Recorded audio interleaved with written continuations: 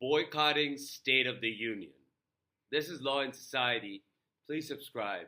I want to talk about how there are so many people who are going to boycott this year's State of the Union by Donald Trump. I believe that we all have the right to protest, and we can protest in any way we feel as long as that protest is peaceful. However, I don't find it to be wise to boycott the State of the Union, because the State of the Union is a constitutional exercise. And when you can protest while you're in the chamber where the State of the Union is happening. And that precedent was set by the person who yelled at President Obama, calling him a liar.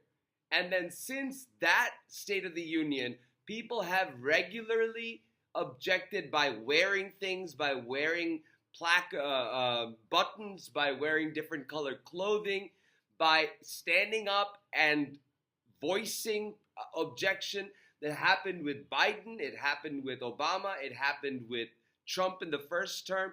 It can happen again. But the point I'm trying to make here is, because it is a constitutional exercise, when you boycott and remove yourself from that place, you are removing yourself from a constitutional exercise of learning what this particular president thinks is happening with our union. And I believe that boycotting the State of the Union could backfire, because Donald Trump can turn around and say, look at the Democrats.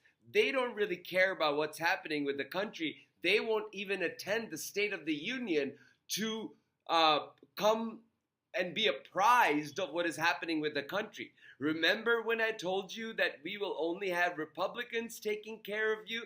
We want this whole chamber to become Republican. And that particular narrative gets more power when members of Congress decide not to attend a constitutional exercise. And it weakens the Democratic position of saying that we are standing with the country when, during a constitutional exercise, you are exercising your protest right and overrunning the constitutional duty of you being there during the State of the Union. You can talk all ill about it before, you can talk all ill about it after, or you can talk all good about it before and good about it after. But protesting the State of the Union by not going there when you are a member of Congress, I believe weakens the position of the person who is not present at the State of the Union. And it gives Donald Trump and MAGA the opportunity to say, look at the Democrats.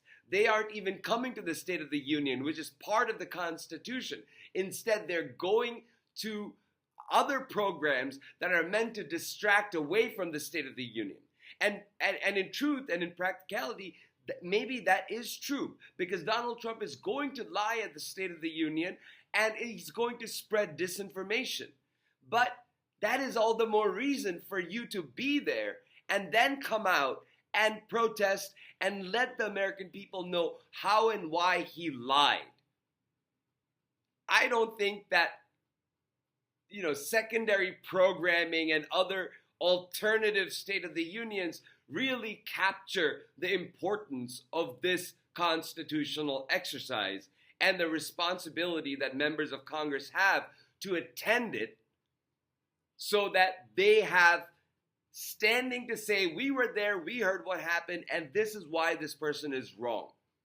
So that's just, everybody has a free speech rights. This is me exercising my free speech right to tell you that the right to protest when you're protesting the State of the Union is not really a valid and proper way to protest that could be productive in the future. I guess we'll have to see how Donald Trump takes this physical boycott of people who don't agree with him. We know that Donald Trump is going off the rails. the way that Donald Trump is communicating with the people, talking about the president of Paraguay being handsome, him not liking handsome men, but young women, that's okay. So he's just standing there and essentially confessing that he may have been a part of Jeffrey Epstein's sex scandal, and there's nothing you can do about it. And it is aggravating. And then you can see him declining in health and declining in mental health, or maybe this is just him being unvarnished, where on one hand, he says, everybody likes to call me daddy, he's the daddy, and then there's, just talking about that makes me feel a little cringy, because, he's everybody's daddy, but then, just recently, he said that after the ruling of the Supreme Court, where he lost in the tariffs case, he went on a rant and then ended that by saying, I want to be a good boy. I can't even imagine the daddy issues that Donald Trump has, nor do I want to ever delve into it. If somebody wrote about it, I would not want to read about it. But what I can tell you is that when somebody this demented and this out of control stands up there in Congress and speaks to the American people with his disinformation, yeah, there are going to be millions and millions who realize the truth, but then there are going to be millions and millions who believe him, who are being reinforced in their belief of him because he is present and standing there and proudly speaking the truth. And there's nobody standing there with him protesting the fact that he's lying. I would much rather be a protester in Congress while he's speaking and then sit down or be removed from the chamber than program myself completely into an alternative programming because of the fact that he's going to be lying. He has been lying for the last 10 years. So, thank you for listening, and I'll talk to you soon.